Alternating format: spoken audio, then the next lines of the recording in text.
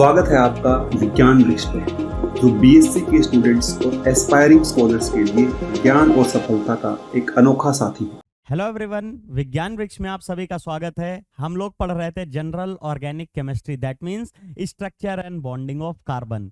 इसमें हम लोगों ने बहुत सारी चीजें डिटेल में ऑलरेडी डिस्कस की हैं। जैसे कि हम लोग जानते हैं लास्ट लेक्चर में linear and cross conjugated system पढ़ा था। उसमें क्या सीखा था कि जो लीनियरली कॉन्जुगेटेड सिस्टम होते हैं, अगर कॉन्जुगेशन का नंबर सेम हो, दैट मींस अगर 3 पाई बॉन्ड का एग्जांपल लिया था लीनियर के लिए, वही एग्जांपल हम कोई cross conjugated system, that means 3 pi bond cross conjugated में भी होंगे, उस टाइम पे जो स्टेबिलिटी आएगी ड्यू टू कॉन्जुगेशन या कह लीजिए ड्यू टू रेजोनेंस, वो लीनियर वाले में ज्यादा आएगी, या उसी का दूसरा नाम एक्सटेंडेड कॉन्जुगेशन है, उसमें ज्यादा होती थी।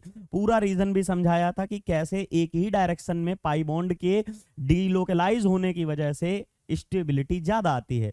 क्रॉस कॉन्जुगेशन में डायरेक्शन दो तरफ के चांसेस हो जाते हैं, मतलब दो डायरेक्शन मिल जाते हैं अपने पाई बॉन्ड को जाने के लिए, जिसमें कि वो कंफ्यूज हो जाता है कि लेफ्ट में जाना है या राइट में जाना है। 50-50% चांसेज होते हैं, जिसकी वजह से जो स्टेबिलिटी है वो भी 50-50% आएगी। दैट मींस ओवरऑल लीनियर वाले में 100% और इसमें 50-50 के दो रास्ते, यहाँ पे दुविधा हो गई थी। तो ये रीजन हमने देखा था, लीनियर वाले बेटर स्टेबल होते थे इन कंपैरिजन टू क्रॉस वाले। लेकिन एक एग्जांपल आपको बताया था कि जैसे ही नंबर ऑफ पाई बॉन्ड बढ़ जाएंगे तो क्रॉस वाला जीत जाएगा। ऐसा मत समझिए कि हमेशा लीनियर वाला जीतेगा। अगर number of pi bond cross में 4 हो गए और लीनियर वाले में 3 है, तो हमारा क्रॉस वाला ज्यादा जीत जाता था स्टेबिलिटी के मामले में। बट आज का जो टॉपिक है ना, वो बिल्कुल बेहद ही अलग है लास्ट वाले टॉपिक से, दैट इज टॉटोमेरिज्म। टॉटोमेरिज्म क्या है, नाम ही समझ में आ रहा है, जैसे आइसोमेरिज्म होता है उसका ही एक पार्ट है। टॉटोमेरिज्म हमारे एक आइसोमेरिज्म का ही पार्ट है। बस क्या है इसमें, क्या कैसे समझेंगे, कैसे डिफरेंशिएट करेंगे, तो याद रखिएगा रेजोनेंस में और इसमें डिफरेंस क्या है। रेजोनेंस में पाई इलेक्ट्रॉन इधर से उधर घूमते रहते हैं, बिल्कुल सही बात है। हर बार हम यही कहते हैं कि सिर्फ पाई इलेक्ट्रॉन का या कह लीजिए इलेक्ट्रॉन का डिस्प्लेसमेंट होता है, एटम का नहीं, चाहे वो इंडक्टिव इफेक्ट हो, चाहे रेजोनेंस इफेक्ट हो, चाहे जो। लेकिन जब हम बात करते हैं टॉटोमेरिज्म में, तो यहां पे इलेक्ट्रॉन डेंसिटी के साथ साथ एटम का भी डिस्प्लेसमेंट होता है। दैट इज व्हाई ये सेपरेट क्लास हमारी बनती है आइसोमेरिज्म में, जिसको हम टॉटोमेरिज्म में पढ़ते हैं। ये याद रखिएगा। और आप लोग अभी से नहीं, काफी बेसिक से जब अपनी 9, 10, 11, 12 जब से भी अपना पढ़ा हुआ है टॉटोमेरिज्म, वैसे 12th में तो पढ़ ही लिया होगा, तो जब वहां पे पढ़ा होगा तो क्या देखा होगा, सबसे ज्यादा बेसिक एग्जांपल जो हमारा टॉटोमेरिज्म में पढ़ने जाते हैं, दैट इज कीटो और इनॉल की टॉटोमेरिज्म, जिसको मिक्स करके कीटो इनॉल टॉटोमेरिज्म आप बोलते हो। कीटो मतलब कीटोन फॉर्म, इनॉल मतलब एल्कीन और अल्कोहलिक फॉर्म का जो ग्रुप होता है उसे इनॉलिक फॉर्म कहते हैं। इन दोनों की इक्विलिब्रियम में एक ही, मान लीजिए एक डब्बा है, उसमें दोनों प्रेजेंट है। अब एक 50% है, दूसरा 50% है, तो इक्वल होगा। अगर एक 50 है, एक 40 है, दूसरा 60 है, तो क्या होगा, 60 वाला ज्यादा होगा, मतलब मेजर माइनर होगा।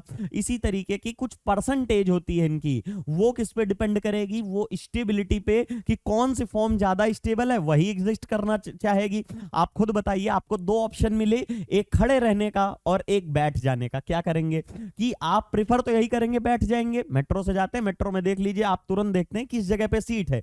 अगर और दूसरी अपॉर्चुनिटी मिले लेट जाने की, तो फिर लेटने की व्यवस्था वहां पे आप कर रहे होंगे। दैट मींस मोर स्टेबल की अवस्था में आप जाना चाहते हैं। सिमिलरली वैसे ही कंपाउंड होते हैं, जिस फॉर्म में वो स्टेबल होंगे, उस फॉर्म में उनका जो एक्सटेंट होगा पाए जाने का, या कह लीजिए उनका जो परसेंटेज होगा पाए जाने का, वो ज्यादा होगा। बेसिक सी बात है। अभी टॉटोमेरिज्म कैसे होगी, यहां पे मैंने एक वर्ड अंडरलाइन किया हुआ है, migration of hydrogen atom. Migration of hydrogen atom क्या होगा, मतलब एक पोजीशन से दूसरी जगह पोजीशन पे हाइड्रोजन का ट्रांसफर होगा, वो यहां पे देखने को मिलेगा। क्या खाली यही होगा? ऐसा नहीं है। होगा क्या, जैसे रेजोनेंस में पाई इलेक्ट्रॉन इधर से उधर जाते थे, वैसा यहां भी होगा, बस साथ साथ में एटम भी माइग्रेट कर जाएगा। एटम के माइग्रेट होने से हमें एक टॉटोमर्स मिलेंगे, जो स्पीसीज बनती है उन्हें टॉटोमर्स कहते हैं, और पूरी प्रोसेस को टॉटोमेरिज्म कहते हैं। चलिए आइए हम इस पे देखते हैं क्या लिखा है। It is a special kind of functional isomerism, जो कि ऑलरेडी बता चुका हूं। आइसोमेरिज्म क्या होती है? जिनका फंक्शनल मतलब जो फॉर्मूला होता है, उनका मॉलिक्यूलर फॉर्मूला है। जैसे मान लीजिए एग्जांपल में बेसिक देता हूं कोई भी, अगर आपका ये है CH3 CH2OH, ये है। अगर इसका आप दूसरा एग्जांपल देख लीजिए, ये क्या है? OCH3।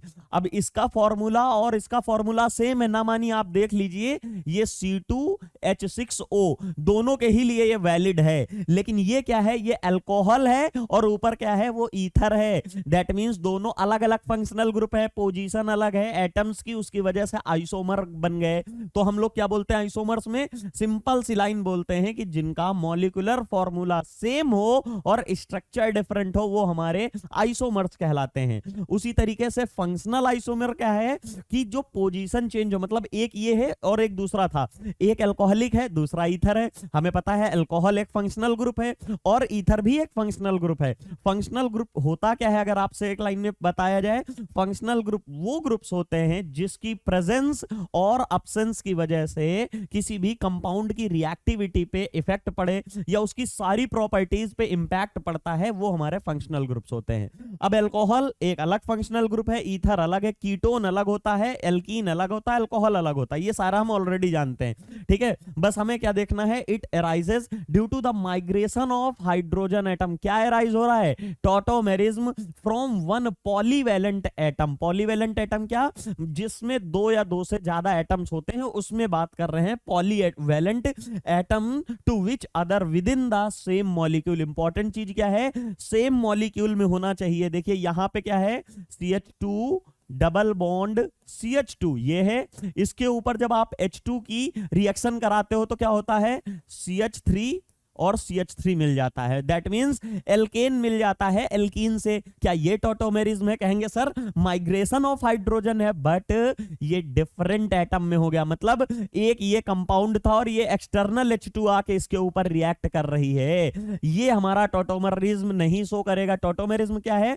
अगर ये हमारा कोई कंपाउंड है, मान लीजिए यहाँ पे CC कुछ भी है, तो यहाँ का हाइड्रोजन ये उठ के यहाँ पे माइग्रेट कर जाए तो इसे हम टॉटोमेरिज्म कहेंगे। मतलब hydrogen of a same molecule is transferred from one position to another। Simple सी वर्ड्स में, ठीक है। और जो सबसे मोस्ट एग्जांपल आप जो पढ़ते हैं और सबसे बेहद जरूरी हमारे लिए होती है, that is keto enol tautomerism. वो जो सबसे ज्यादा पढ़ी जाती है। इसमें क्या होता है? एक फॉर्म कीटो फॉर्म होती है जिसमें कीटोन ग्रुप होता है। कीटोन ग्रुप क्या है?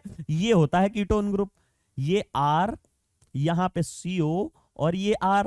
और दूसरा क्या है? अगर इसका टॉटोमर देखते हैं तो इसका इनॉल टॉटोमर हो जाएगा। यहां पे CO, यहां पे एक तरफ CH2 लिख लेते हैं तो बेटर आपको समझ में आएगा। ये CH2 R और यहां पे आपका हो जाएगा R तो वैसे ही रहेगा, CH हो जाएगा और ये डबल बॉन्ड कार्बन OH और R ग्रुप।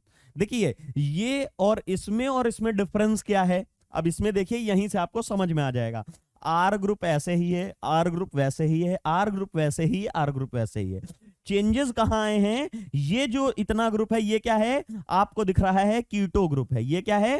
कीटो ग्रुप है। इसकी वजह से ये हमारी फर्स्ट फॉर्म है। सेकंड फॉर्म में ये तो एल्कीन है। एल्कीन को क्या बोलते हो? ENE। IUPAC नेमिंग में ईन बोलते हो, तो एल्कीन को ईन हो गया यहाँ पे ENE। और ये कौन सी फॉर्म है? एल्कोहल है। एल्कोहल को IUPAC में किससे डिफाइन करते हो?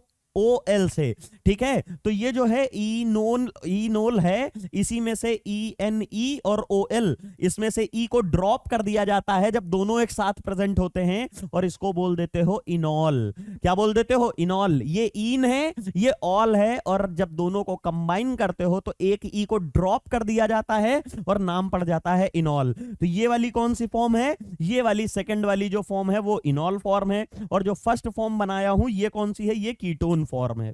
ये जो है ये तो कीटो फॉर्म दिख रही है सिंपल सी, और ये इनॉल फॉर्म है। अब इसमें होता क्या है? देखिए सिर्फ और सिर्फ ये वाला हाइड्रोजन यहां पे माइग्रेट कर गया है। अगर आपसे बोल दें यहां से ये जो है यहाँ पे CH है और ये हाइड्रोजन था।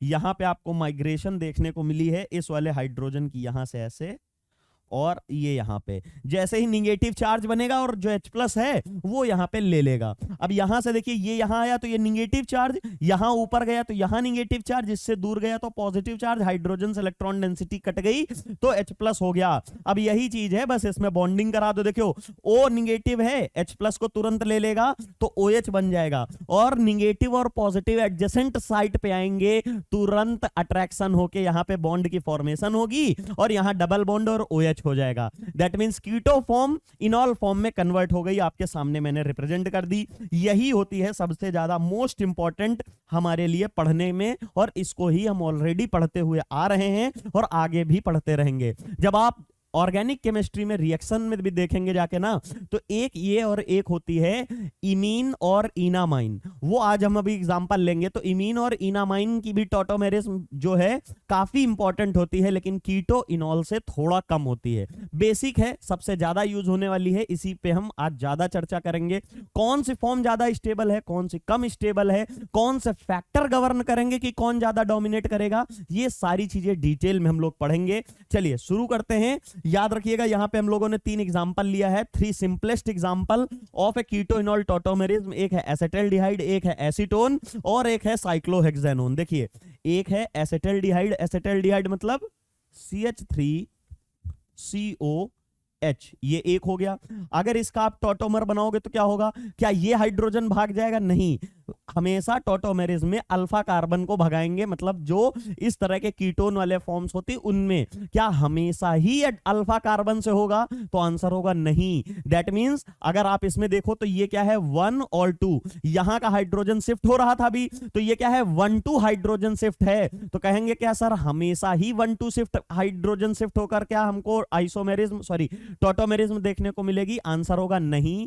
कई सारी ऐसी भी आइसोमेरिज्म है जो 1-3 शिफ्ट से बनेंगी। दैट मींस अल्फा कार्बन से ना होकर बीटा पे जो चीज प्रेजेंट हो वहां से ट्रांसफर हो। आज कई सारे इसके एग्जांपल लाए हैं हम लोग, तो पढ़ेंगे। उससे पहले क्या है, सबसे पहले आप देख लीजिए जो बेसिक 3 सिंपलेस्ट एग्जांपल हैं वो क्या है। ये है हमारा एसिटल्डिहाइड। एसिटल्डिहाइड की रेजोनेटिंग फॉर्म अगर आप बनाने जाओगे तो यहां पे CH2 डबल बॉन्ड OH और ये H देखने को मिलेगा। दूसरा क्या एग्जांपल है? दूसरा है एसीटोन। ये तो भर भर के देखते रहते हैं ये वाला, तो एग्जांपल हम लोग बहुत ही ज्यादा देखते हैं। ये लीजिए एसीटोन में क्या होगा, एक यहां से हमारा हाइड्रोजन जाएगा तो CH2 डबल बॉन्ड OH हो गया और यहां पे CH3 एज सच बना है। अब क्या होगा, यहां पे तीसरा एग्जांपल क्या है? तीसरा एग्जांपल देखते हैं हम लोग ने क्या लिया था, वो लिया हुआ है साइक्लोहेक्सेनोन। साइक्लोहेक्सेनोन क्या होता है? ये होता है साइक्लोहेक्सेनोन। अब यहां पे क्या देखने को मिलेगा, इसकी इनॉल फॉर्म क्या होगी? ये रहा, कुछ ऐसे होगा। ठीक है, यहां पे 2 हाइड्रोजन थे, उन्हीं में से ये हाइड्रोजन ट्रांसफर हुआ है और यहां डबल बॉन्ड आ गया और कुछ नहीं है।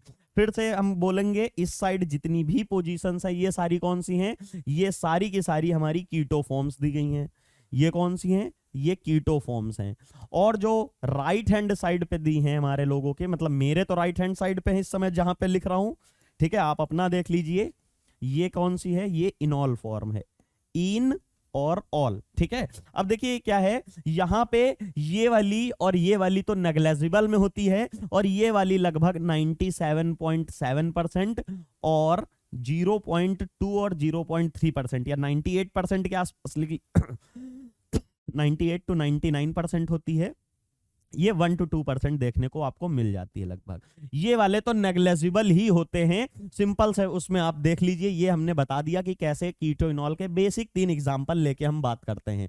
उसके बाद है in all the monocarbonyl compound listed above greater stability of the keto form with respect to enol form is due to the greater strength of carbon oxygen. आप में से किसी ने क्वेश्चन नहीं किया सर कि आपने यहां ये तो बता दिया है कि ये वाला हमेशा मोर स्टेबल होता है, इसमें यहां पे मेजर या मतलब ये मान के चलिए मैक्सिमम है, यहां पे इनको नेग्लेजिबल लिख लेते हैं तो इससे ही पता चल जाएगा कि उधर वाले जो हैं वो बिल्कुल ही हाई अमाउंट में है, नेग्लिजिबल। ठीक है। नेग्लेजिबल मतलब पॉइंट्स में पाए जाएंगे, उसके कंपैरिजन में अगर ये पॉइंट में है तो ये 99.9% हो, 99.8% हो, यहां पे भी देख रहे हैं 98 से 99 के बीच में वेरी करेगा।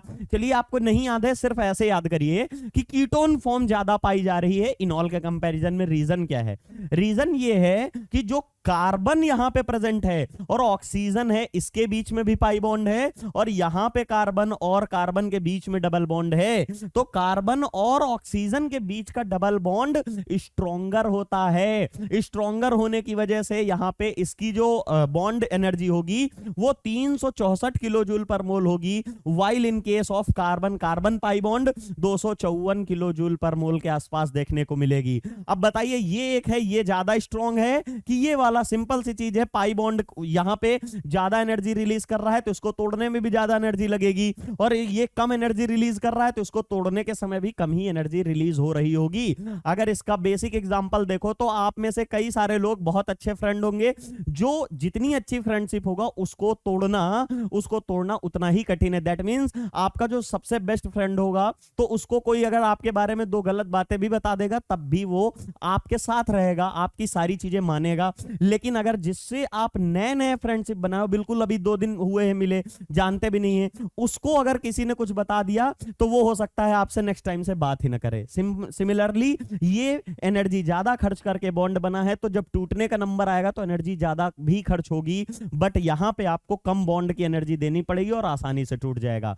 तो बता क्यों रहे हैं? बता ये रहे हैं कि ये इसने ज्यादा मेहनत करके बॉन्ड बनाया, दैट मींस ये स्टेबल है, ये बनना चाह रहा है, इसीलिए उतनी ज्यादा एनर्जी खर्च कर रहा है। ये आपको हम लास्ट वाले लेक्चर में भी ऑलरेडी बता चुके थे। तो कीटो फॉर्म क्यों स्टेबल होगी? अब आपके जहन में एक क्वेश्चन आएगा, क्या सर ये ऑलवेज ऐसा ही ट्रू होगा कि कीटो फॉर्म स्टेबल होगी और इनॉल वाली हमारी अनस्टेबल होगी, या कीटो का परसेंटेज हमेशा ही ज्यादा होगा in comparison to enol form? तो आंसर होगा नो। वो कंडीशन डिपेंड करेगी कि आपने एग्जांपल क्या लिया है, आपकी ये कंडीशन डिपेंड करेगी कि सॉल्वेंट क्या लिया है, ये सारी चीजें भी बहुत मैटर करेंगी, वो हम आगे चल के अभी डिस्कस करेंगे। उसमें आप देखिएगा यहां पे क्या है, यहां पे देखिए शुरुआत हो गई है, factor affecting the relative amount of keto and enol form in the keto enol tautomerism. क्या है? एक डब्बा बना हुआ है, यहां पे एक बॉक्स प्रेजेंट है, उसमें कीटोन है या इनोल है, कुछ नहीं, हमारा एक कंपाउंड डाला और उस कंपाउंड में 2 पार्ट मिलेंगे, एक कीटो का और एक इनोल का।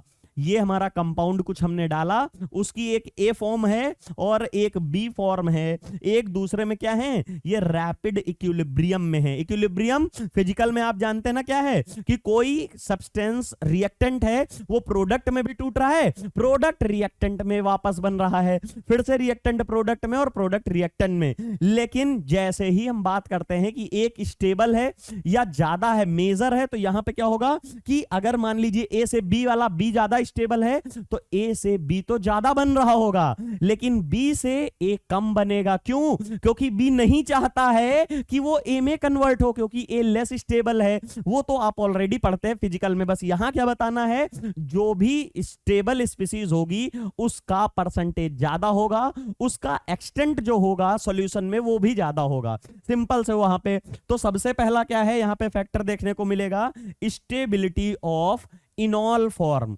स्टेबिलिटी ऑफ इनॉल फॉर्म डिसाइड करेगी कि कैसे हमारा यहां पे इसका परसेंटेज होगा।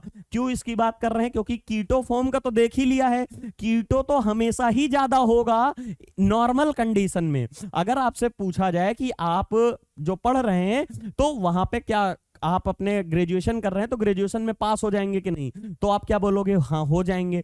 अब उसमें से कुछ कंडीशन ऐसी होगी कि फेल हो जाएंगे, वो कंडीशन स्पेशल होगी ना। तो जनरली जब हम बात करते हैं तो कीटो फॉर्म ज्यादा स्टेबल होती इन कंपैरिजन टू इनॉल, लेकिन ऐसा हमेशा ट्रू नहीं होगा, क्योंकि कई कंडीशन ऐसी होंगी जहां पे इनॉल फॉर्म मोर स्टेबल होगी in comparison to keto form, या ये कह लीजिए कि इनॉल फॉर्म इतनी ज्यादा स्टेबल होगी कि 98 98% तक जाके हमारा इनॉल फॉर्म मिलेगा, 1-2% जाके कीटो फॉर्म मिलेगा।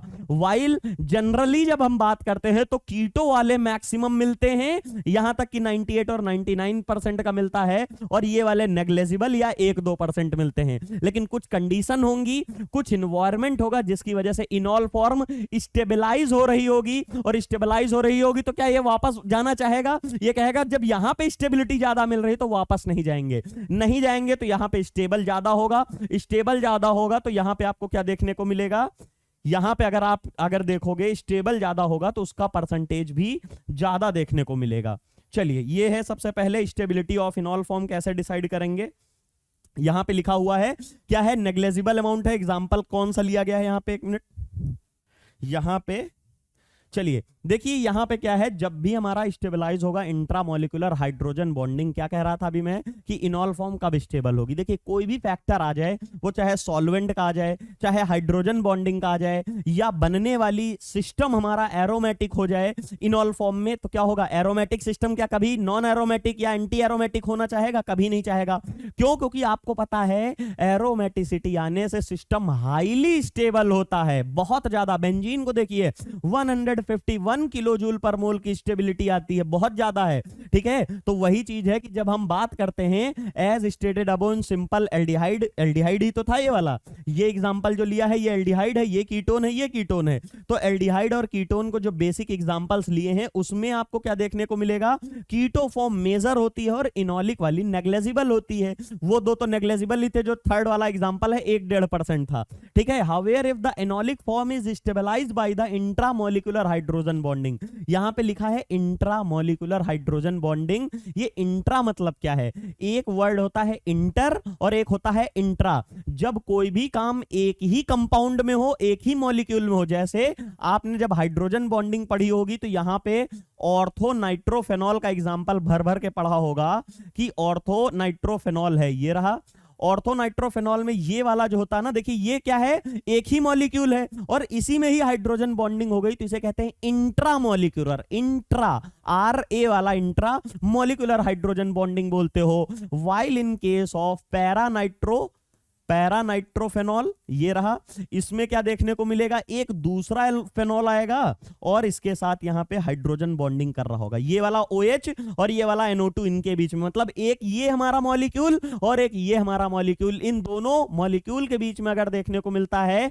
तो वो चीज इंटरमॉलिकुलर हाइड्रोजन बॉन्डिंग होती है। तो यहां पे क्या बताया है कि जब हमारा एक कोई कंपाउंड है उसी में इंट्रामॉलिकुलर मतलब उसी में ही हाइड्रोजन बॉन्डिंग हो जाए तो उसकी वजह से इनॉल फॉर्म बनने लगेगी। अब मेजर होगी या माइनर होगी वो अलग बात है, लेकिन कहीं ना कहीं उसका एक्सटेंट आप नेग्लेक्ट नहीं कर देंगे। जैसे यहां पे लिख दिया है कि सर ये नेग्लेजिबल होगा, नेग्लेजिबल वाली कहानी नहीं होगी। क्यों? क्योंकि स्टेबिलिटी बढ़ रही, और स्टेबिलिटी जिसकी भी बढ़ती है वो क्या अपनी स्टेबिलिटी छोड़ना चाहेगा?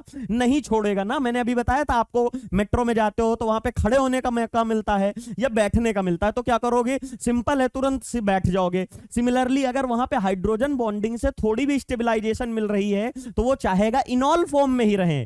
तो जो जनरली कीटो फॉर्म स्टेबल होती थी उसके कंपैरिजन में जहां हाइड्रोजन बॉन्डिंग हो रही होगी अच्छी खासी, तो वहां पे इनॉल फॉर्म भी ठीक ठाक स्टेबल होगी, तो उसका भी कुछ परसेंटेज होगा, इस तरह नेग्लेजिबल नहीं रहेगा। चलिए बात करते हैं इस तरह के एग्जांपल में। सबसे पहला है जैसे 1,3 डाई कार्बोनिल कंपाउंड। ये 1,3 डाई कार्बोनिल कंपाउंड कौन से होते हैं? यहां पे मैंने एग्जांपल लिया हुआ है एसिटो एसिटिक एस्टर, ये रहा ACAC ग्रुप बोलते हैं। यहां पे देखो ये लिख दिया है एग्जांपल में, एसिटो एसिटिक ईस्टर जो है इसको आप बोलते हो क्या?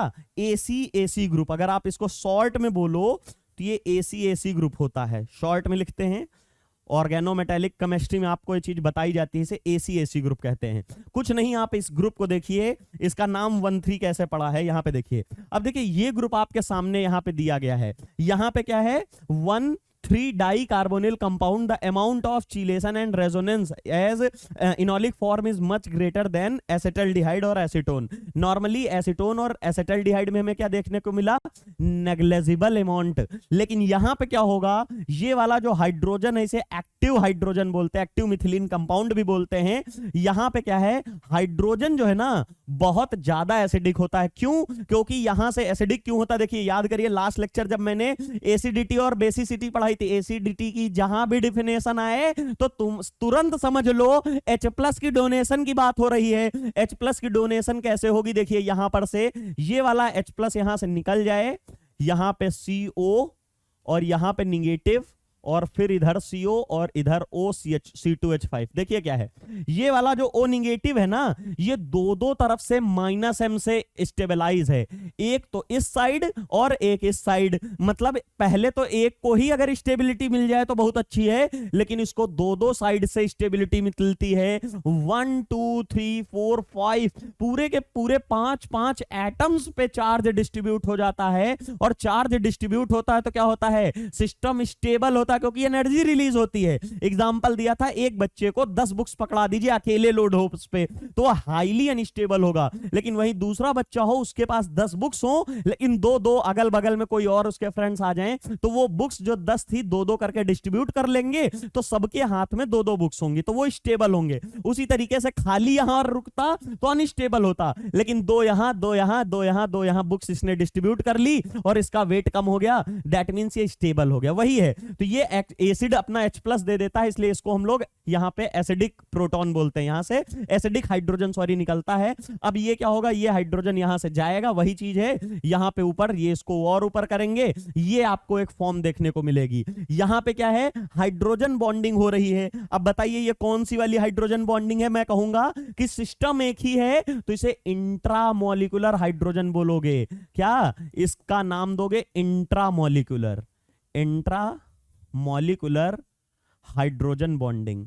याद रहेगा, ये याद रहेगा कॉन्सेप्ट की जब एक ही मॉलिक्यूल में, अब देखिए इसके पास दो चांस हैं, चाहे ये इधर से कर ले चाहे इस साइड से कर ले, मतलब किधर से भी कर ले, दोनों साइड होंगी, तो एक फॉर्म ये हो जाएगी, एक ये इसकी फॉर्म हो जाएगी इनॉलिक वाली।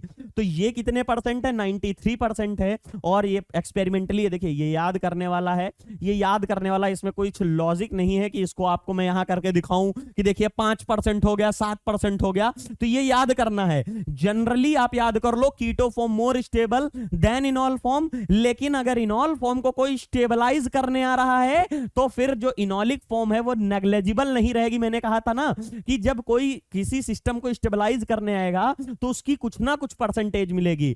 एसीटोन में, एसिटिल्डिहाइड में, साइक्लोहेक्सेनोन में हमको कीटो फॉर्म पूरी की पूरी मिल रही 98-99% पे, और इनॉलिक फॉर्म बिल्कुल नेग्लिजिबल 1% आधा %। लेकिन जैसे ही हम ऐसे वहां पे आए जहां इनॉलिक फॉर्म को हाइड्रोजन बॉन्डिंग स्टेबलाइज कर रही है, तो इनॉलिक फॉर्म का भी अच्छा खासा परसेंटेज मिल रहा है, 7% है। ये बहुत कम नहीं है, केमिस्ट्री की भाषा में ये बहुत अच्छा परसेंटेज है, कोई कम नहीं है, इसको आप नेग्लेक्ट नहीं कर सकते हैं। तो एक एग्जांपल ये हो गया। अब देखिए मैंने क्या बताया था कि इनॉल फॉर्म वाला एग्जांपल दे दिया, क्या कहेंगे, खाली यही स्टेबल होगा, हर बार होगा? नहीं, देखिए एक तो वो एग्जांपल है जिसमें यहां 7% हुआ, एक ऐसा एग्जांपल बताने जा रहा हूं जहां इनॉल फॉर्म 98%, 99% या कह लो 100% के अराउंड तक वो स्टेबल होगा। कौन सा? यहां पे देखिए, in contrast the compound cyclohexa 2,4 diene 1-ओन, मतलब ये जो कंपाउंड है, देखिए अगर नेमिंग करोगे तो इसका नाम यहां, क्योंकि आपको पता है कीटोन से होगी, 2 3 4 5 6, तो देखिए 2 पे और 4 पे डबल बॉन्ड प्रेजेंट है, इसीलिए साइक्लोहेक्सा हेक्सा हो गया, 2 और 4 पे एल्कीन है तो डाइइन, और 1 पे क्या है, ओन, मतलब कीटोन प्रेजेंट है, ये ग्रुप है। ये जब टॉटोमेराइज करेगा तो ये क्या बना, इनॉल फॉर्म। और अगर आप ध्यान से देखो तो ये सिस्टम क्या बन गया, ये सिस्टम बेंजीन बन गई, और बेंजीन कह लो या इसको क्या बोलोगे, ये पूरा हमारा फेनॉल है। फेनॉल में तो बेंजीन है, और बेंजीन होने का मतलब क्या है, ये एरोमेटिक है। हर बार मैं बताता हूं जीओसी में जब स्टेबिलिटी चेक करने जाते हो किसी भी कंपाउंड की, किन्हीं दो चीजों की स्टेबिलिटी कंपेयर करने जाते हो, तो सबसे पहले प्रायोरिटी देते हो एरोमेटिसिटी की, कि जो भी सिस्टम हमारा एरोमेटिक बन रहा होगा वो मोर स्टेबल होगा in comparison to its counterpart. मतलब अगर इन दोनों में आप चेक कर रहे हो तो ये कैसा दिख रहा है, एरोमेटिक है। अगर ये एरोमेटिक है तो ये तो नॉन एरोमेटिक, क्योंकि यहां डबल बॉन्ड नहीं है, इस जगह पे sp3 कार्बन है, इस जगह sp3 कार्बन है, तो सारे हमको बहुत सारी कंडीशन होती है एरोमेटिसिटी की, वो भी हम लोग देखेंगे, बट बेसिकली क्या है, ये एरोमेटिक है, आप जानते हैं। आप जानते हैं हकल रूल के अकॉर्डिंग एरोमेटिक है। तो किसी की स्टेबिलिटी बतानी होती तो सबसे पहला इफेक्ट होता है एरोमेटिसिटी, दूसरा होता है रेजोनेंस, तीसरा होता है हाइपर कॉन्जुगेशन, चौथा होता है इंडक्टिव। ये हम लोगों ने ऑर्डर पढ़ा है। तो जब ये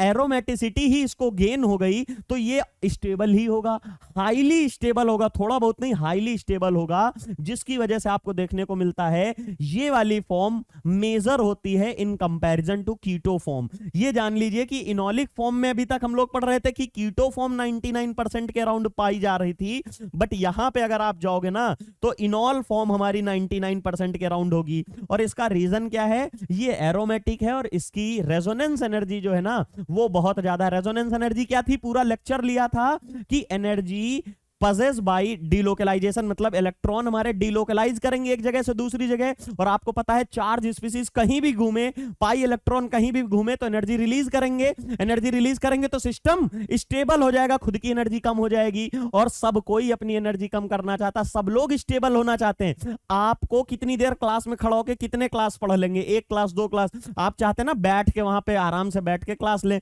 अगर मौका मिले तो वहां पे पिलो लगा के आराम से लेट के भी क्लास लें। मतलब स्टेबिलिटी सबको चाहिए। वही चीज यहां पे है कि रेजोनेंस एनर्जी 151 किलोजूल पर मोल के अराउंड ये रिलीज करता है तो ये सिस्टम स्टेबल होता है इसने से।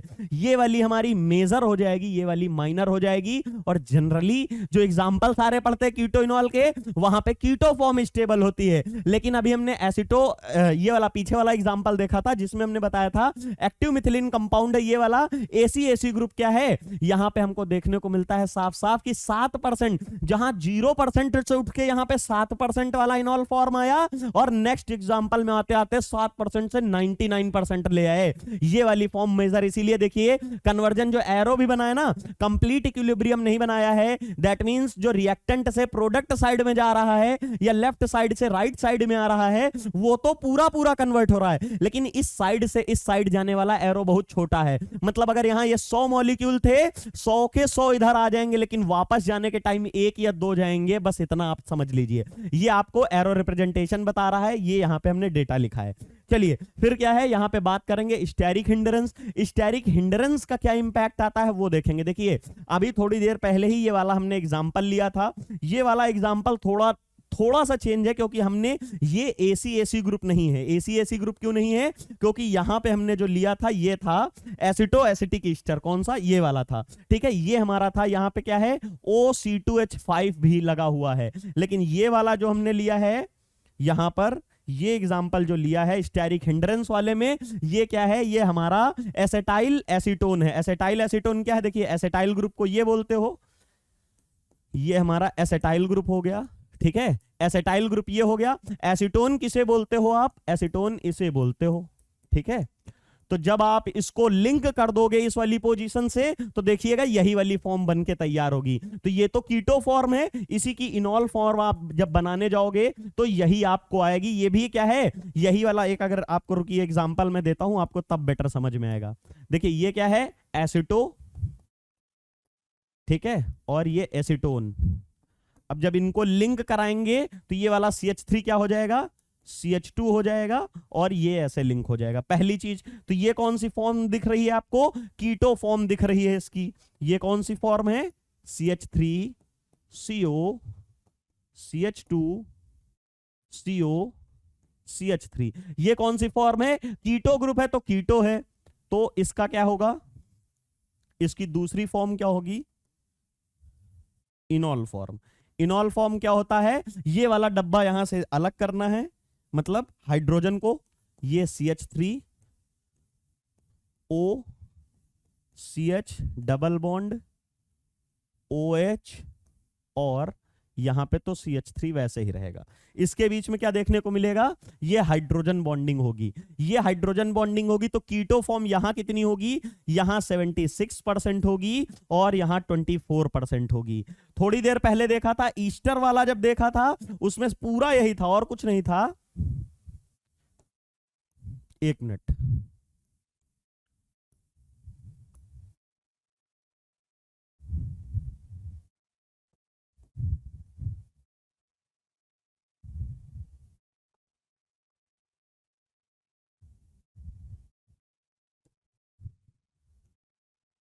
चलिए देखिए, दूसरा जो एग्जांपल लिया है वो लिया है CH3 CH2 CO OC2H5 ये लिया था। इसका रेजोनेटिंग स्ट्रक्चर बनाओगे तो CH3 CO CH double bond CO C2H5 और यहाँ पे OH। देखिए दोनों यही है, ये भी इनॉल फॉर्म है, ये भी इनॉल फॉर्म है, ये कीटो फॉर्म, ये कीटो फॉर्म, लेकिन यहाँ पे आपको 93% और ये 7% देखने को मिलती है। यहाँ पे बस हाइड्रोजन बॉन्डिंग के एक्सटेंट से चीजें चेंज होंगी, ठीक है, हाइड्रोजन बॉन्डिंग की एक्सटेंट से सारी चीजें चेंज हो रही होंगी। स्टेरिक हिंडरेंस का क्या इंपैक्ट आएगा इनॉल फॉर्म में, देखिए ये क्या है, यहाँ पे भी हाइड्रोजन बॉन्डिंग हुई है, वो भी कौन सी, यहाँ पे इंट्रामोलिकुलर, इंट्रामोलिकुलर मतलब एक ही मॉलिक्यूल में हो रही है, और ये भी कैसी है, ये भी इंट्रामोलिकुलर है। फिर डिफरेंस क्या रहा है, देखिए यहां पे ये हमारा लीनियर ग्रुप खाली प्रेजेंट है, यहां लीनियर के साथ यहां ब्रांचिंग हो गई, एक एक्स्ट्रा मिथाइल ग्रुप आ गया। एक एक्स्ट्रा मिथाइल ग्रुप आने की वजह से क्या होगा, यहां पे हिंड्रेंस बढ़ जाएगी। हिंड्रेंस बढ़ने की वजह से अभी पीछे ही देखा, ये 76% था, ये वाला 76% था, लेकिन जैसे ही एक मिथाइल एक्स्ट्रा इसमें ऐड कर दिया उसके वजह से इनॉल फॉर्म घट गई। कितनी हो गई, 43% हो गई। दैट मींस कीटो बढ़ गया होगा। यहां से 24% हमारा क्या आ रहा है, कीटो वाला आ रहा था, लेकिन यहां पे क्या देखने को मिलेगा, 43% आपको देखने को मिलेगा। ये याद रखिएगा, सिंपल सा आपका है, किसकी वजह से, क्योंकि यहां पे मिथाइल ग्रुप का स्टेरिक हिंड्रेंस लगेगा जो हमारी हाइड्रोजन बॉन्डिंग बन रही है, और इसकी वजह से यहां पे आपको देखने को मिलेगा। चलिए बात करते हैं हम इसके बाद, यहां पे 1 मिनट रुकिएगा बस।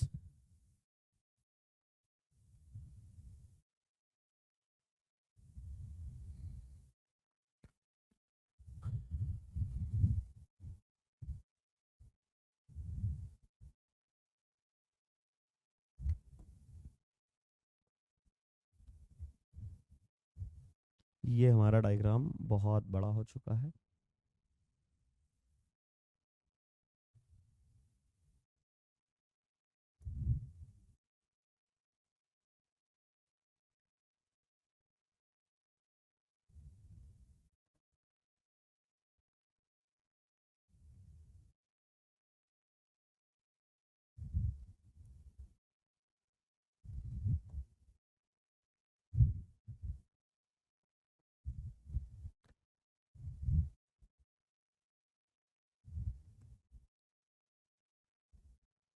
डायग्राम को थोड़ा सा एडिट करना है, 1 मिनट रुकिएगा बस।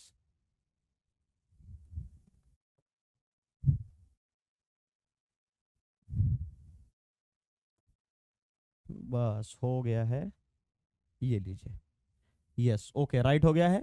फिर है हमारा effect of polarity. Effect of polarity of solvent क्या देखेंगे, जब भी हमारा कोई भी पोलर प्रोटिक सॉल्वेंट होगा जो हाइड्रोजन बॉन्ड बनाता होगा तो उसकी वजह से क्या होगा, ये CH3 है, यहाँ पे CO ग्रुप है, ये CH3 ग्रुप है। मान लीजिए अगर हमारा कोई वाटर ही प्रेजेंट है, वाटर प्रेजेंट होगा तो क्या होता है, H2O होता है ना, ये लीजिए, तो यहाँ पे आपको देखने को मिलेगी इसकी हाइड्रोजन बॉन्डिंग जो अभी इनॉल फॉर्म में हो रही थी, वो अगर कीटो फॉर्म हाइड्रोजन बॉन्ड से स्टेबलाइज होगा तो क्या होगा, कीटोन फॉर्म हमारी ज्यादा स्टेबल होगी। इसीलिए पोलर प्रोटिक सॉल्वेंट में हमारे कीटोन फॉर्म ज्यादा स्टेबल होते हैं। पोलर एप्रोटिक सॉल्वेंट में या बिना सॉल्वेंट के अगर कोई भी हम कंपाउंड लेते हैं तो उसमें इनॉल फॉर्म ज्यादा स्टेबल होती है। यहां पे मैंने लिखा है, पीछे एग्जांपल भी लिया था, एथाइल जो एसेटाइल एसीटोन है, ये रहा एसेटाइल एसीटोन का हमने डायग्राम बनाया था। यहाँ पे ये जो एसेटाइल एसीटोन है ना, यहाँ पे 76% कौन सी फॉर्म प्रेजेंट होगी, ये वाली फॉर्म प्रेजेंट होगी, ठीक है। और उसकी वजह से यहाँ पे अगर हम बात कर रहे हैं कौन सा था, ठीक है, ये वाली ग्रुप में, तो जब बात करते हैं इथेनॉल में तो 76% होता है, लेकिन जैसे ही हम हेक्सेन लेते हैं तो 92% रहता है। क्यों, क्योंकि जब इथेनॉल लोगे तो इथेनॉल क्या है, पोलर प्रोटिक सॉल्वेंट है, हाइड्रोजन प्रेजेंट है जैसे वाटर में है, तो उसकी वजह से जब यहां पे आप देखोगे इनॉल फॉर्म अगर लोगे, इसकी इनॉल फॉर्म यहां पे CH3 डबल बॉन्ड COH और CH3, ठीक है, ये वाली जो फॉर्म है हाइड्रोजन बॉन्ड से स्टेबलाइज हो रही है, अगर आप उसके इथाइल अल्कोहल के साथ मतलब इथेनॉल के साथ लोगे तो वो कितनी हो जाएगी, वो आपको देखने को मिलेगी 76%। लेकिन अगर आप हेक्सेन में जाओगे, हेक्सेन के साथ लोगे तो ये आपको 92% देखने को मिल जाएगी, क्योंकि ये इस फॉर्म में और ज्यादा स्टेबल होगी बिना सॉल्वेंट के। सिंपल सी चीज आपको बताया गया है। कुछ कंडीशंस होती हैं टॉटोमेरिज्म की, मैं बता दूं टॉटोमेरिज्म की कंडीशन क्या है। किसी भी टॉटोमेरिज्म होने के लिए more electronegative atom than carbon present होना चाहिए, पहली चीज। दूसरी चीज है कि अल्फा पोजीशन पे हाइड्रोजन होना चाहिए।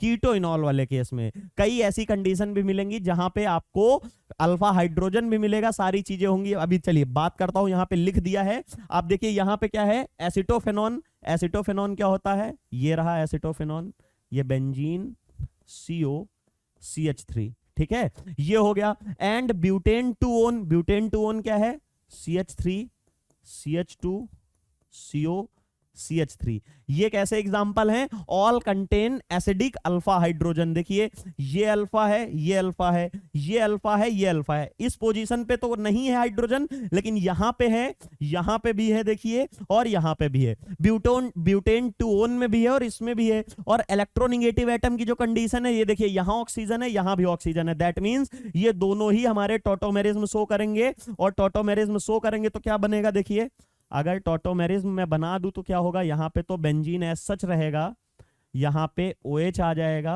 और यहां डबल बॉन्ड CH2 हो जाएगा। अगर इसमें अगर आप जाओगे तो क्या देखने को मिलेगा, ये CH3, ये CH2 और यहां पे OH डबल बॉन्ड CH2, ये देखने को मिल जाएगा। आप इधर से भी करा सकते हैं और उधर से भी करा सकते हैं, ये आपके टॉटोमेरिज्म होगा। लेकिन पैराबेंजोक्विनोन, पैराबेंजोक्विनोन क्या होता है, देखिए पैराबेंजोक्विनोन ये है, ठीक है। पैराबेंजोक्विनोन ये हमारा स्ट्रक्चर है। इसमें क्या है, अल्फा हाइड्रोजन कहां पे है कि नहीं है, देखिए आपको पता है बेंजीन के ऊपर एक एक हाइड्रोजन तो होता ही है।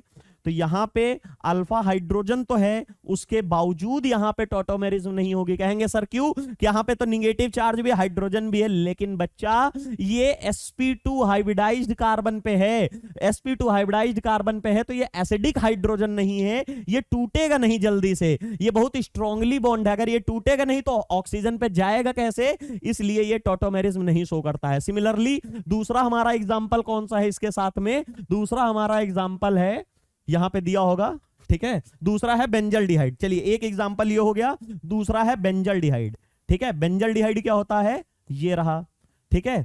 तीसरा एग्जांपल हमारा क्या है, बेंजोफिनोन, बेंजोफिनोन है, ये हो गया बेंजोफिनोन।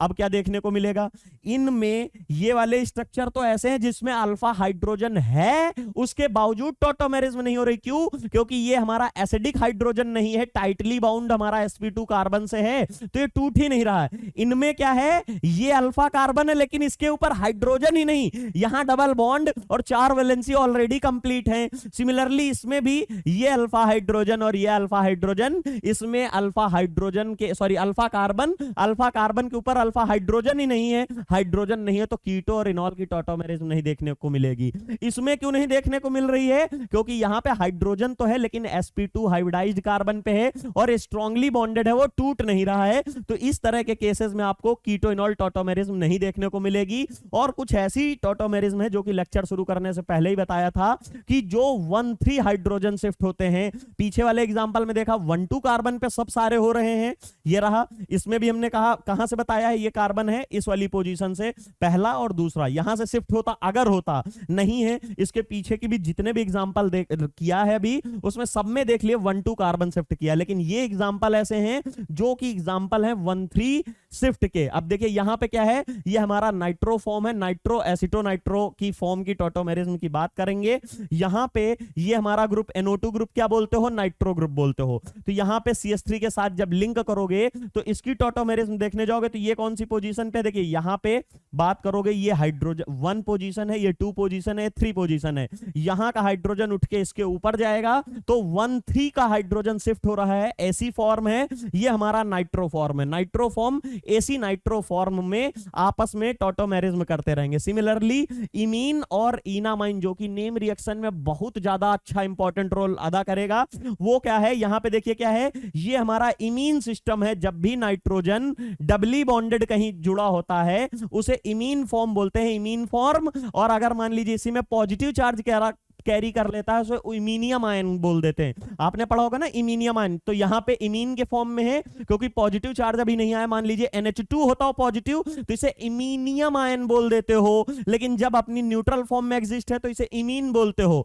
अब इसकी टॉटोमेरिज्म क्या होगा, देखिए ये हमारा पहले नंबर पे है, ये दूसरे नंबर पे है। क्या ये दूसरे नंबर का हाइड्रोजन जाएगा? मैं कहूंगा नहीं जाएगा। क्यों? क्योंकि थोड़ी देर पहले ही बताया जो sp2 हाइब्रिडाइज्ड हमारे होते हैं उनसे लिंक हाइड्रोजन जो होता ना स्ट्रांगली लिंक होता वो नहीं टूटता है। तो क्या होगा, इसके एडजेसेंट साइट में जो 3rd नंबर का ये वाला हाइड्रोजन है ये शिफ्ट होकर नाइट्रोजन पे जाएगा और यहां पे डबल बॉन्ड शिफ्ट हो जाएगा। कैसे शिफ्ट होगा, ये कुछ ऐसे होगा, देखिए यहां पे ऐसे गया, अब जैसे ही यहां पे आएगा तो निगेटिव, सॉरी ये कैसे होगा, ये यहां पे आएगा, नाइट्रोजन मोर इलेक्ट्रोनिगेटिव है तो इलेक्ट्रॉन इधर खींचेगा, निगेटिव फॉर्म बनी। एक मान लीजिए यहां पे दिखा दूं तो ये कुछ निगेटिव, यहां से इलेक्ट्रॉन गया तो पॉजिटिव, ये वाली इलेक्ट्रॉन डेंसिटी यहां आएगी तो निगेटिव, ये पॉजिटिव इस निगेटिव से जुड़ेगा तो NH2, ये वाला पॉजिटिव निगेटिव डबल बॉन्ड बनाएगा तो पाई बॉन्ड बन जाएगा। ये आपको समझ में आ गया होगा। तो ये वाली फॉर्म कौन सी है, इमीन फॉर्म है। ये वाली फॉर्म कौन सी है, इनामाइन फॉर्म है। नाम इनामाइन क्यों है,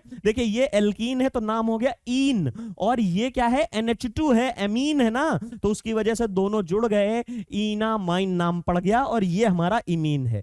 चलिए लास्ट हमारा क्या है, डिफरेंशिएशन करना है रेजोनेंस इफेक्ट के, सॉरी जो हमको करना है जो रेजोनेंस इफेक्ट और आज के टॉटोमेरिज्म में। रेजोनेंस इफेक्ट में क्या है, सिर्फ और सिर्फ पाई इलेक्ट्रॉन का ट्रांसफर होता है, लेकिन यहां पे एटम्स का, पाई इलेक्ट्रॉन्स का या इलेक्ट्रॉन्स का तो होता है, साथ ही साथ में एटम्स का भी हमारा डिस्प्लेसमेंट देखने को मिलता है। रेजोनेंस इफेक्ट में कंट्रीब्यूटिंग स्ट्रक्चर जो होते हैं वो रेजोनेटिंग स्ट्रक्चर बोलते हो, कैनोनिकल स्ट्रक्चर बोलते हो और हाइपोथेटिकल स्ट्रक्चर बोलते हो। मतलब उनकी रियल एग्जिस्टेंस कुछ नहीं होती, लेकिन कीटो इनॉल में रियल एग्जिस्टेंस होती है, परसेंटेज में होती है। मैंने बताया ना सॉल्यूशन में होंगे, किसी एक चैम्बर में है तो कीटो 40% है, इनॉल 60% है, या कीटो इनॉल वाला 40% है, कीटो वाला 60 है। मतलब कुछ ना कुछ वेरिएशन जरूर होगा उनके रेशियो में, लेकिन प्रेजेंट दोनों होंगे। यहां पे जब हम रेजोनेंस स्ट्रक्चर की बात करेंगे वो कंप्लीटली हाइपोथेटिकल स्ट्रक्चर्स होते हैं, उनकी रियल एग्जिस्टेंस कुछ भी नहीं होती है। Resonance structure are dynamic equilibrium में भी नहीं होते हैं क्योंकि वहां पे एग्जिस्टेंस ही नहीं है, लेकिन जब आप टॉटोमेरिज्म में बात करोगे तो वो क्या होंगे, डायनेमिक इक्विलिब्रियम में होंगे। अब जो इक्विलिब्रियम है वो कंप्लीट इक्विलिब्रियम में है कि नॉर्मल वाला, मतलब अगर पूरा 100% 50-50 वाले पे है, या मान लीजिए कोई स्टेबल स्पीसीज ज्यादा है तो उधर ज्यादा फॉरवर्ड डायरेक्शन में जा रहा होगा, बैकवर्ड में कम आ रहा होगा, या हो सकता है बैकवर्ड में ज्यादा आ रहा हो और फॉरवर्ड में कम जा रहा हो, लेकिन रहेंगे इक्विलिब्रियम फॉर्म में। क्यों? क्योंकि दोनों ही एक दूसरे में टूटते और बनते रहेंगे। ये आपको होना चाहिए। रेजोनेंस लीड टू स्टेबलाइजेशन, याद करिए बेंजीन को स्टेबलाइजेशन देता है। क्यों? क्योंकि इलेक्ट्रॉन घूमते हैं, इलेक्ट्रॉन घूमते हैं तो एनर्जी रिलीज होती है, एनर्जी रिलीज होती है तो सिस्टम स्टेबलाइज होता है। यहां क्या होता है, it does not lead to the stabilisation, यहां पे स्टेबलाइजेशन नहीं होता क्योंकि यहां पे इलेक्ट्रॉन नहीं घूम रहे हैं। जो हुआ, एक बार बॉन्ड बना, इधर बना, दूसरी जगह टूट गया, तो एक जगह की बॉन्ड के टूटने की एनर्जी दूसरे जगह बनने की एनर्जी मिल जाती है, तो दूसरी तीसरी जगह फिर से वही होगा, फिर टूटेगा फिर बनेगा। मतलब उनकी बॉन्ड टूट रहा है, बन रहा है, दोनों की एनर्जी कंपनसेट हो जाती। लेकिन रेजोनेंस एनर्जी में क्या है, कोई बॉन्ड ही नहीं टूटता है, सिर्फ और सिर्फ पाई इलेक्ट्रॉन्स घूमते रहते हैं, रेजोनेट करते रहते हैं, डिलोकलाइज होते रहते हैं, डिफ्यूज होते रहते हैं, उसकी वजह से एनर्जी रिलीज होती है, एनर्जी रिलीज होती है, सिस्टम स्टेबल होता है। लास्ट पॉइंट है कि जब रेजोनेंस इफेक्ट की हम बात करते हैं, रिप्रेजेंटेशन करते हैं तो डबल हेडेड एरो से करते हैं, लेकिन जब हम बात करते हैं टॉटोमेरिज्म की तो इसको इक्विलिब्रियम वाले एरो से दिखाते हैं। क्यों? क्योंकि हमारा कीटो और इनॉल एक दूसरे में रैपिड इक्विलिब्रियम में ही बने रहते हैं। ये सारी चीजें टॉटोमेरिज्म से रिगार्डिंग थी। मैंने जो पहले बताया मैं फिर एक बार लास्ट में 1 मिनट में बता देता हूं कि keto forms are generally more stable than enol form. Reason क्या है? क्योंकि कार्बन और ऑक्सीजन का डबल बॉन्ड मोर स्ट्रॉन्गर होता है than carbon carbon double bond, पहली चीज। लेकिन ऐसा 100% ट्रुथ नहीं होता है, क्योंकि अगर इनॉल फॉर्म को स्टेबलाइजेशन मिल जाए किसी कारणवश ज्यादा, तो इनॉल फॉर्म ज्यादा हो जाती है। उसका बेस्ट एग्जांपल अभी हमने देखा था जिसमें फेनॉल था और हमारा 2,4 डाइईन 1-ओन वाला एग्जांपल था। साइक्लोहेक्सा 2,4 डाइईन 1-ओन वाला जो एग्जांपल है वो अपना कन्वर्ट होके टॉटोमेराइज होके किस में कन्वर्ट होता है? फेनॉल में। और phenol is an aromatic compound. उसको एरोमेटिक होने की वजह से क्या हुआ? वहां पे हाई रेजोनेंस एनर्जी मिल रही है, हाई रेजोनेंस एनर्जी मिल रही है, उसकी वजह से सिस्टम हाईली स्टेबल हो जाता है in comparison to keto form. इसी तरीके के और बहुत सारे फैक्टर हैं जिसकी वजह से कई बार इनॉल फॉर्म जीत जाती है कीटो फॉर्म से। तो जरूरी नहीं कि कीटो फॉर्म स्टेबल हो और जरूरी नहीं कि इनॉल फॉर्म स्टेबल हो, लेकिन in general keto form is more stable than enol form. चलिए मिलते हैं नेक्स्ट लेक्चर में। Thank you so much.